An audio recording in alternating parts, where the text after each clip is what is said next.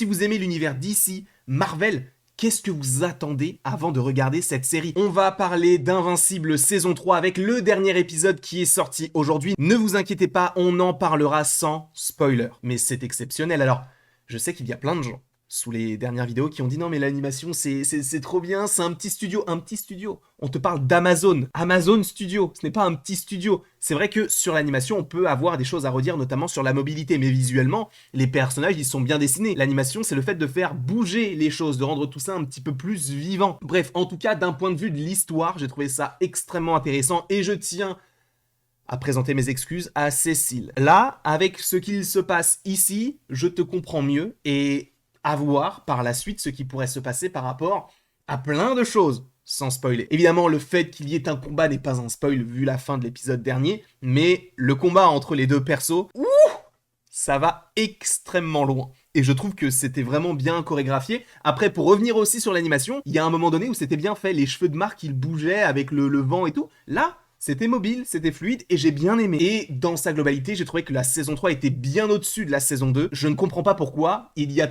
si peu d'engouement en France autour de cette série qui est incroyable. Bref, n'hésitez pas à donner votre avis dans les commentaires, et surtout, n'hésitez pas à vous abonner.